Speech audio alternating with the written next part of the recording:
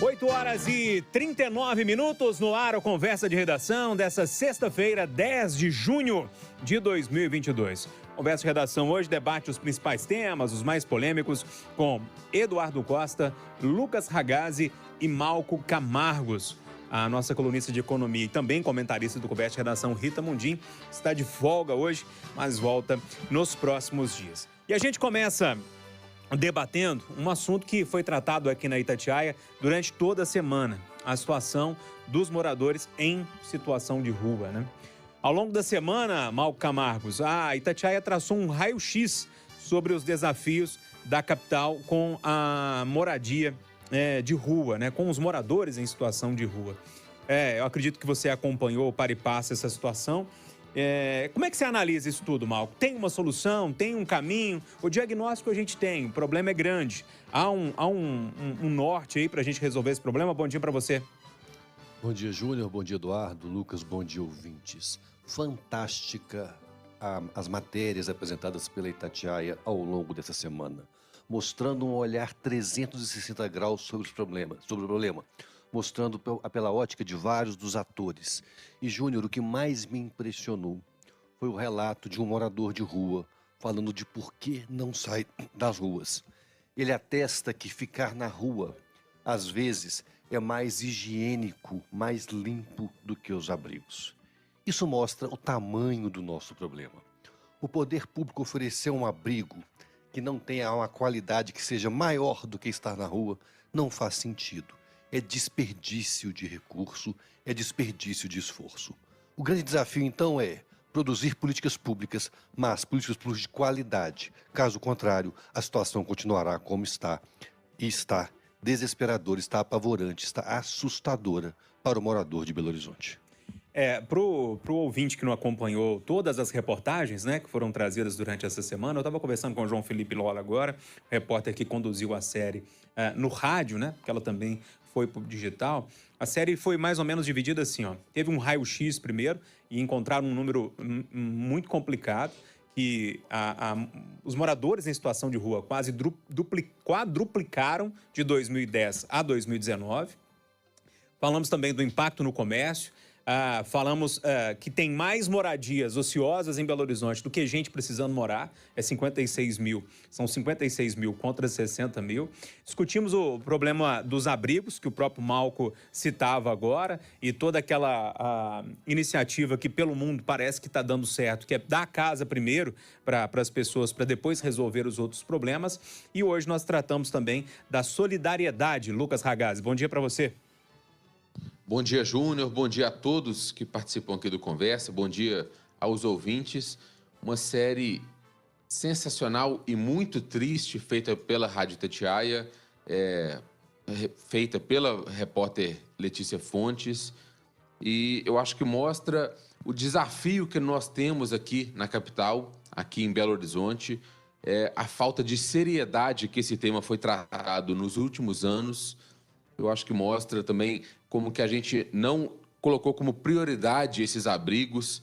Eu falei aqui na última terça-feira como que o ex-prefeito, nos últimos anos, o ex-prefeito Alexandre Calil priorizou outros assuntos e não a qualidade desses abrigos, né, que é uma coisa essencial, é uma coisa muito necessária para Belo Horizonte, para os moradores de rua, e é um drama vivido pelos moradores em situação de rua, muito triste. É uma situação que se agravou durante a pandemia por conta da dificuldade, né, em conseguir essa adequação, em conseguir um patamar ali digno de vida. Uma situação muito triste, muito complicada. Uma série muito bem feita pela Itatiaia que mostra esse desafio. E a gente comentava também nas semanas anteriores como que a situação em Belo Horizonte parece que virou norma, né? Você chega em qualquer lugar de Belo Horizonte, você se depara com moradores de rua, você se depara com pedintes, né? Uma situação muito triste, muito complicada e que, me parece, o poder público ignorou nos últimos anos. Não deu a devida importância e não fez o pensamento ali de administração pública, de poder público, em pensar como solucionar essa questão, porque não dá mais para a gente ver pessoas nessa situação, pessoas vivendo nessas condições tão tristes. O Eduardo Costa, quando o Lucas fala que as autoridades não deram a devida importância ao problema, eu sou testemunha, você tratava desse assunto e batia nessa tecla quando esse problema era muito menor. Agora está praticamente irresolvível essa situação, se existe essa palavra. Bom dia para todo mundo. Sabe por quê? Porque lá atrás, aliás, eu toquei nisso, a assessoria do Patrus me mandou um recado dele, o Patrus sempre gentil, sempre fino, mostrando pontos positivos do governo dele, e eu respondi para a assessoria que eu sempre destaquei. Patrus foi um prefeito diferenciado, que de fato teve um olhar para os aglomerados e tudo. Agora, coincidência ou não, o André Quintão, que é outro jeito espetacular, que eu gosto muito, que é o vice do Patrus hoje, era o secretário de Desenvolvimento Social do Patrus, na época em que ele governou Belo Horizonte, e que, sim, verdade, aumentou o número de gente na rua. Tanto é que, quando Pimentel assumiu, tinha o embrólio do plano diretor, isso é outra história que eu já contei 1000 vezes aqui, nós ajudamos, e o Fernando Cabral foi encarregado de resolver essa questão. E resolveu com muita luta, com muito processo, que ele responde até hoje. Agora, naquela época eram 1.200. 1.200. Hoje, calcula-se em 12 mil, mas ninguém sabe ao certo. E naquela época, o Cabral pegou militares da reserva e colocou para ajudar, porque tem gente que está na rua que você tem que pegar pesado. Você tem que botar na rodoviária um plantão social para dizer que deve ficar na cidade quem tem o mínimo de coisa para fazer aqui, porque é o prefeito de lá julgando para cá. Mas isso tudo que eu estou falando é antipático aos olhos dessa esquerda que nós temos. E vão sair me detonando hoje, que o que eu quero fazer é higienização. Não é, não. O problema de Belo Horizonte, porque nós sabemos que a questão de moradores em situação de rua tem no país inteiro, nas grandes cidades, por causa da crise, por causa da pandemia, o problema é que aqui não se fez nada, especialmente nos últimos 6, 7 anos, deliberadamente. É mais fácil empurrar o problema para debaixo do tapete e ir rolando para não ter desgaste. E acreditem, senhoras e senhores, você ouviu ontem a ativista de uma ONG muito importante, Júnior, falando que a providência que tomaram foi dar barraca para a turma morar. Sim. Agora, gente, é inseguro. As pessoas não estão indo mais às lojas, os comerciantes estão fechando as lojas. E aí a cidade fica mais vazia. E aí eles estão se matando, a PM está denunciando. Isso não é de hoje. O Renato Dias Neto e eu estamos falando disso, não é de hoje. Eles se matando. Mas sequer a prefeitura, a Câmara Municipal, sabe dizer quantos são e quem são. Quem é sem teto, quem é usuário de drogas e quem é ladrão, que está na rua. E vamos combinar que a Câmara Municipal, exceto o vereador Barolo Lara, que está tentando alguma coisa, omissa. Omissa.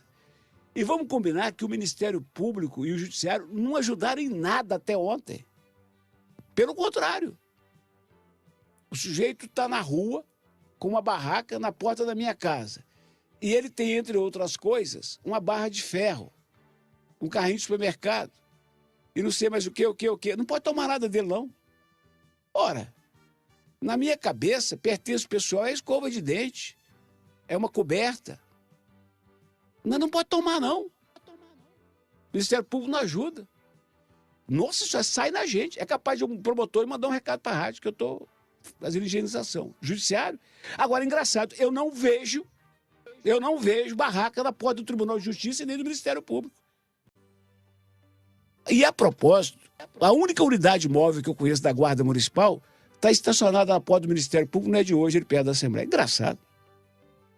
Mas o que é preciso dizer é que uma providência tem que ser tomada pela compaixão, porque muitos deles merecem a nossa compaixão, e pela segurança, e pela higiene da cidade, que está emporcalhada, suja, podre, e na proteção da maioria, porque a maioria que paga imposto não tem direito de entrar em casa e sair de casa, porque é xixi, cocô e secos na porta de casa. Passou da hora. Parabéns para a Letícia, para o João Felipe Loro, para todo mundo que ajudou na produção da matéria. E aquela história. Eu vou encerrar do jeito que eu encerro todo dia, João. esse é mais um resultado de eleição de 2 anos. Ó, no México isso não, vai dar confusão, vão levando. E tá esse caos, essa fedentina, essa cidade emporcalhada e triste de se ver. É isso, Júnior? O Eduardo citava... Ô, Júnior, Oi. só complementando o Eduardo, uma curiosidade. Essa guarda municipal que está perto ali da Assembleia, por coincidência ou não, é também muito próximo à casa da excelentíssima ministra Carmen Lúcia, em Belo Horizonte, que é mineira aqui também. Em frente ao prédio onde ela mora, bem lembrado. Ontem, o Eduardo falando que a gente ouviu no Itatiaia Agora, essa especialista, ela coordena alguns projetos aqui em Belo Horizonte, e ela falou uma coisa que me marcou muito, viu, Eduardo? Eu não sei se você vai lembrar dessa frase dela. Ela falou que não gosta mais de usar aqui para Belo Horizonte o termo morador em situação de rua.